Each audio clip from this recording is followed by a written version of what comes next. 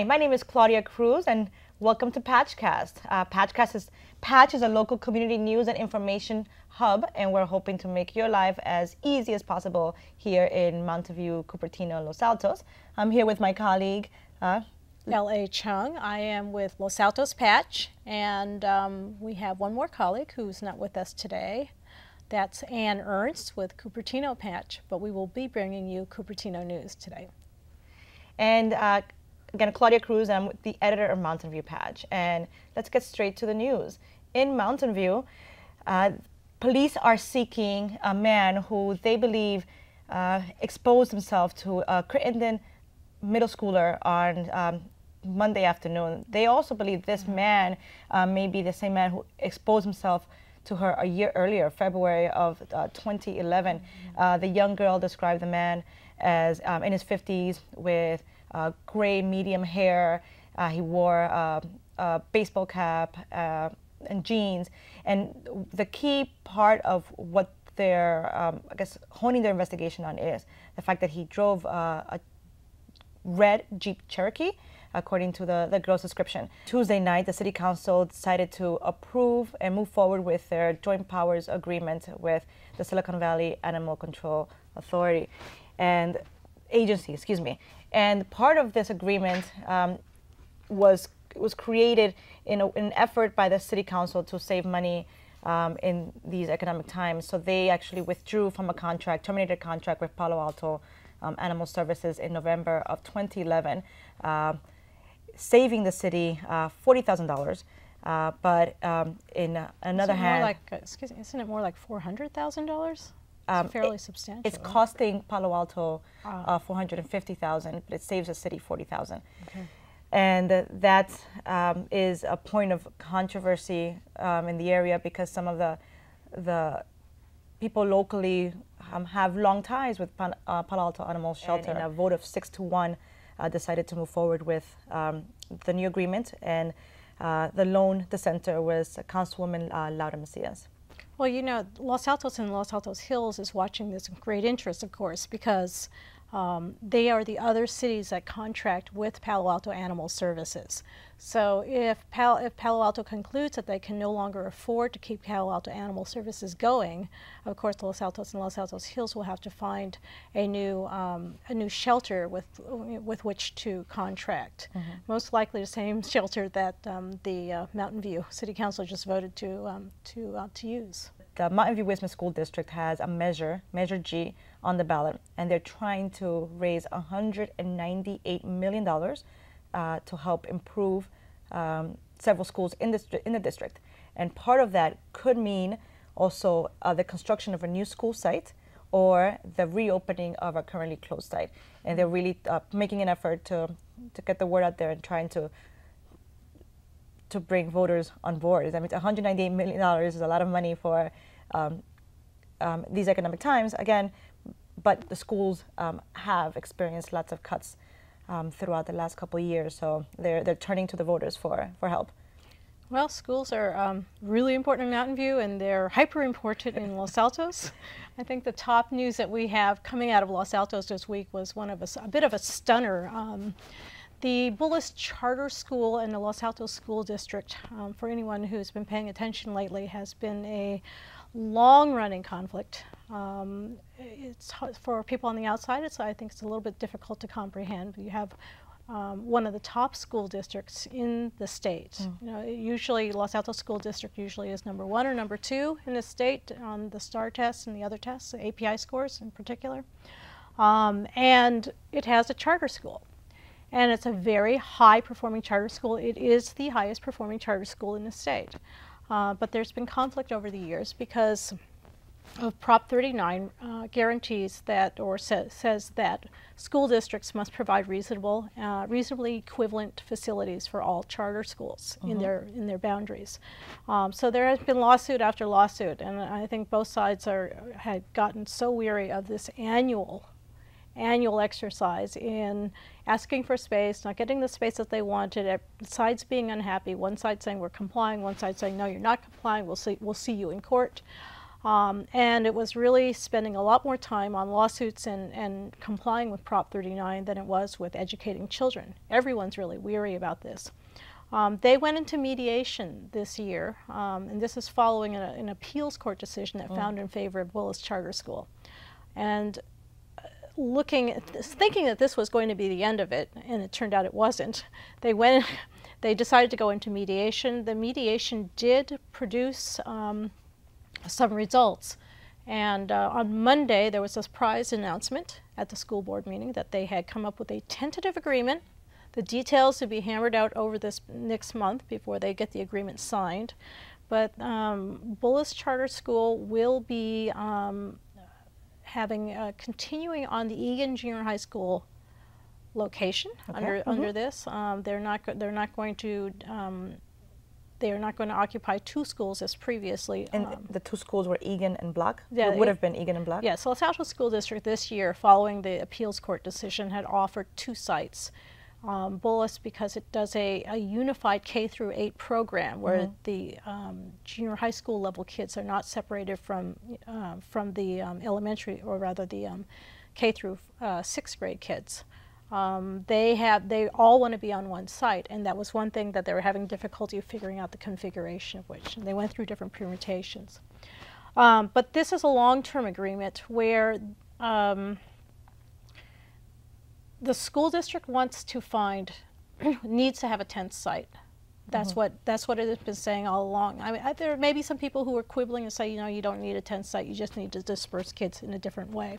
But the school district says we need a 10th site so that we will have, it has nine campuses now. We need a 10th site so that Bullis Charter School will have its own site. We don't have to do this sharing thing. We don't have to have people unhappy. And so they are going to be going to the ballot box, we think, in November, and if not November, then the next even year election for a bond measure to build a 10th site. Okay. But there's a lot of things that have to happen before that. They may be going to Mountain View to look for potential space to have a 10th campus. They have to convince the voters that this would be a good idea and that it's worthwhile investing in schools, high-performing schools, in order to improve both the Los Altos School District schools and the Bullis Charter School. There's a lot on the plate, and there's a lot of questions, because the other thing, there's a lot of the other thing that involves is in between that time they have to give if a bond measure passes, and even if a bond measure doesn't pass, the Los Altos School District will need to close a school, one of 4 schools that they have identified, and that campus will go to Bullis. So it's a rearranging, like, of the and there's a lot of unknowns. Yes, here. There's a lot of unknowns right now, because which school, which of 4 potential schools will get closed down depends on the 10th site they identify. If they don't identify a 10th site, then I imagine there's a different calculus that goes into that. But we won't be seeing that discussion happen until sometime next year. Right now, what the concern is trying to identify a site and trying to figure out whether you can go forward with the bond measure. So that's what's happening on the school front. It's quite a bit. There'll be quite a bit to watch. I'd love to bring someone in to talk about it, or multiple people in to talk about it, because it's very emotional. But the district, and I believe the Bullis Charter School Board, feel that this is one step towards healing. There's a lot of angry parents out there saying, no, it's not one step towards healing. But I think charter schools are here to stay. And so I think everyone has to figure out, people are finding a way. How do you coexist? How do you collaborate? Someday they want to collaborate. How do you prosper? I mean, the idea of charter schools has improved the level of education for everyone, that you can experiment in this way, that regular school districts cannot. On Sunday, there was a lovely swishy event in Los Altos Hills at the home of Kavita Tanka, who has been a big supporter of President Obama. Support our electeds to make sure that we win back the House, to keep the Senate, and to restore democratic values. We need 4 more years. This was a kickoff for the volunteers to sort of get energized. They are in the middle. The Democratic Party is the local Democratic Party is in the middle of finishing negotiations, and they hope to sign a lease or a rental agreement on a property, the old Town Ford in Menlo Park on El Camino Real. They're really thrilled because it's a big space, okay. you know, lots of parking, so that it can they can do all their telephone banking and everything else from there. And I was talking to the coordinator of this, and he just said in 2008 they had a lot of energy coming out of the Southern Peninsula, Los Altos, Mountain View, Redwood City, Menlo Park, Palo Alto, and they want to harness that again, and that's why they chose the location that they did. In 2008 they were in Palo Alto, so now they're moving up to Menlo Park. Local Los Altos people who were really, really instrumental in this, of course, was Kavita Tanka, who's going to be involved with the Obama re-election campaign, and then Emily Thurber, who has been active in Los Altos, you know, in the city of Los Altos for many, many years, and she was the one who invited all the elected officials. It was a kind of who's who in the Lower Peninsula of elected officials. Anna Eshu spoke and tried to get the crowd energized, and you had candidates for office, so you had Sally Lieber from Mountain View and okay. Jerry Hill running for the Senate, state Senate. You had Paul Fong. You had, I'm going to forget people, you had Steve Wesley, who gave an amazing energized speech. And then you also had, I'm trying to think who the other person is, but you had a number of elected officials. Oh, actually, the kicker was seeing Ira Ruskin. Ira Ruskin. He was the state assemblyman based in Los Altos, and he's actually from San Mateo County. Ira Ruskin made an appearance. Last year he was diagnosed with brain cancer. A lot of people were very concerned. He looked really good. People were really happy to see Ira. And tonight, or rather May 9th, there's going to be the kickoff for the Republicans, I guess, of a sort. Carly Fiorina is going to be speaking at the Fremont Hills Country Club in Los Altos Hills. This is for an organization called SPARC. SPARC stands for Southern Peninsula Area Republican Coalition. So that's going to be a gathering of Republicans tonight at the Fremont Hills Country Club. They're going to be talking about you know, what to look forward to. Ms. Fiorina is going to be giving a whole update on Republican Party politics for the election year. And that's what I have so far from, you know, for the political season. It's a busy time. So when you think about the fact that the rest of the country has had this upswing of political news for so long, and you know, there's stuff happening in California, but it hasn't, because the primary season is just arriving. You know, there's not, I mean, Mitt Romney's considered the nominee, so that there's been less political maneuvering here, at least at the national level. But now, again, all things local. We're getting to the crux of what makes these communities special, which is these local candidates going out there and making moves and trying to either stay in their seats or get a new one. So it's going to be fun at least fun and exhausting, but we look forward to covering the political season here at Patch. Over in Cupertino, this evening, the Cupertino Main Street project is being considered, and there is a public meeting on Wednesday night. And there's downtown Main Streets are very important to a lot of our communities, and I'm sure that Cupertino is the residents there look forward to really putting in their input as to how they want to see their general plan and precise plan look at a burgeoning Main Street. Monte Vista High School came in 97th place in the national rankings of the U.S. News and World Reports, that's out of 22,000 high schools ranked 97th. And actually, from the notes on Cupertino Patch, is actually a nice thing for California schools. 20% of the top 500 schools were all in California. So, and I believe we have one in our district, Los Altos. Yes. We're very proud of Mountain View Los Altos Union High School District has Los Altos High School among the top 500 in the country, actually at number 404, which is very respectable. We're very happy for all the work that's being done there, and I believe that Los Altos can possibly also claim another. Well, I would say, well, Los Altos students. Los Altos students.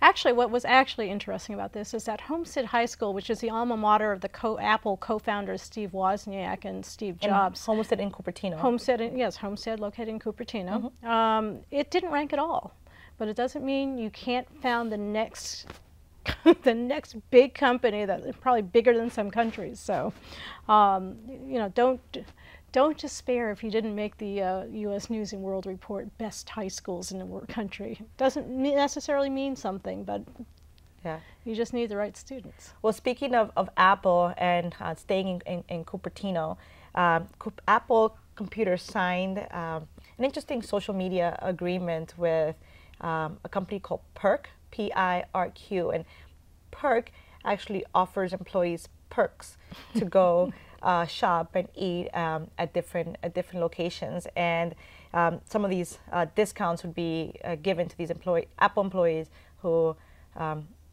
spend money in Cupertino, Sunnyvale, Mountain View, and Santa Clara. So it doesn't require users to pre-purchase anything, just as Groupon does, and I think maybe that's one could be a reason why Apple, you know, there's a lot of talk in the tech world that it could be a move for Apple towards acquiring a company like Perk, since since some people aren't, you know, just to create competition for Groupon. And I mean, this is how Silicon Valley has been working for a while, and this is the opportunities that these companies try to take advantage of.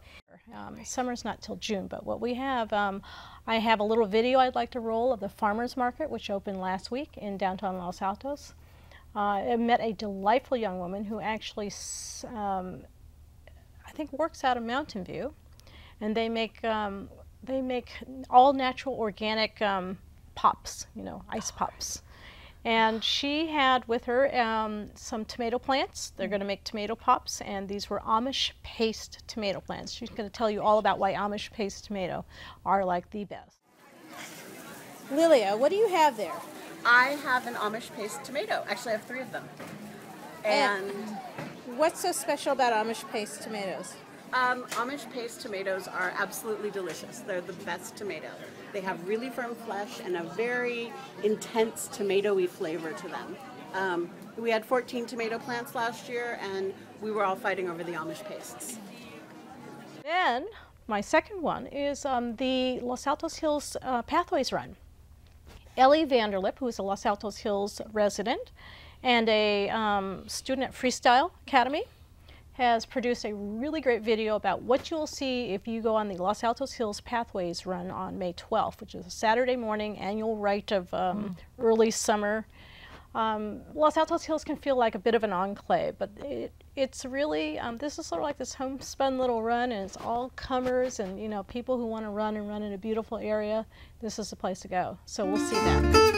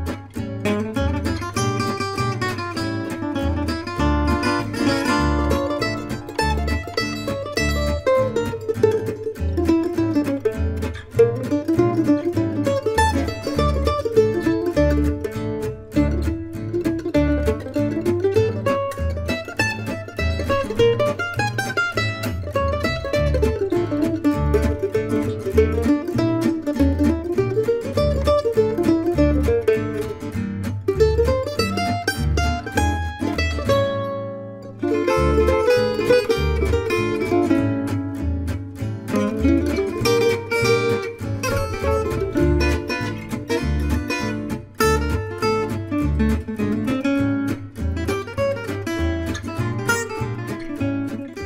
Mountain View is the annual community yard sale, which as a newcomer to the city, it was so much fun to cover it last year for Patch, and we definitely want to go back. And I'll bring more money this time, but you know it's produced or it's run out of the Community Services Recreations Department at Franksdorf Park from 8 a.m. to 2 p.m. and you know, community members paid a small fee to get a small little plot of land, and you know, some people's trash is another one's treasure. So we had these great. I ended up buying lawn chairs for beach, and then I also, I mean, just saw these great tchotchkes. People, you know, I mean, there's clothing, there's shoes, there's salt and pepper shakers, there's, I mean, and a lot of the stuff is very well taken care of because some of these owners are collectors. So they just held on to things and they buy and resell over and over again. So the community yard sale is something to look forward to.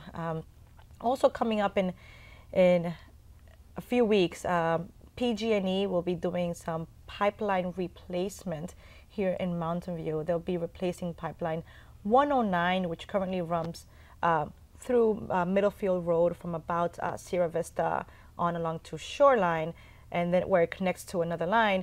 And it's actually will be circumventing Middlefield and going behind Terabella and then joining up with the line over at Shoreline. And this is actually, you know, it's part of their modernization efforts to make sure that their pipelines are safe and up to all the other standards that all the national and state standards, so that in order to prevent hopefully another San Bruno disaster. And something that we just covered last week quickly is the a la carte festival took place on Saturday, and it seemed very successful for vendors and the organizers and shoppers alike. I mean, they usually get between 50 and 60,000 people, and it was, again, we've had great weather, so it's Saturday and Sunday, May 5th and 6th. People just packed downtown Castro for Mother's Day shopping. A lot of people did Mother's Day shopping. For dancing, there was usually they bring great bands, and people just, you know, get together and enjoy just a stroll down Castro. It's one of the nice things that because, you know, going back to Cupertino and their Main Street project, having a very strong and vibrant Main Street allows for things like this. Anything coming up in? Oh, you bet. So I have two things. One for Mother's Day on May 13th, and one a little bit farther down the road. On Sunday at the Stone Court Mansion, the Global Women's Network is having its Mother's Day brunch. It's a fundraiser. It's a really interesting organization. I'll be writing about it in Patch coming up this next week. And then finally, Sod Blitz, which, what's Sod Blitz? Sudden Oak Death Syndrome. This is a sort of a citizen scientist event. Every year they do this. And with Sod Blitz, they're going to go out there and they're going to look for trees that are bay trees that are sort of indicators of where sudden oak death might be happening. And that uses individuals up in Los Altos Hills. It's a UC Berkeley project. Very interesting, and we'll be writing about that as well. Trees are a very important part of our ecosystem and our communities. We speak about this all the time, how this whole area used to be just a bunch of orchards, and it's nice to have people caring about and just protecting our natural resources. One of the things actually that I also covered last week, but it's maybe a nod towards the future, is there's a Walgreens that opened up, a new Walgreens actually very close to more Los Altons on El Monte, right near El Monte and El Camino Real, and it's actually the third Walgreens in Mountain View. And one of the interesting things about this Walgreens is that it's the only one in the city of Mountain View with a drive-through. And you would think at first, why would I want to drive through to a Walgreens? And there was actually some controversy as to why there's just so many drive-throughs, trying to reduce people getting in their cars. But this was to make it easier for elderly and mothers with children to to be able to access the pharmacy window. But we're almost, time flies when you're talking about the news, because our communities are so dynamic. So thank you very much for joining us, Lisa. LA, thanks for another wonderful week at Patchcast. I think that's the name we're going to stick with now, Patchcast. And we want to thank the staff and crew of KMVT for all their wonderful help. And remember to log on to mountainview.patch.com, losaltos.patch.com, and cupertino.patch.com for the latest in local community news and information. Follow us on Facebook and Twitter, and we'll see you next week.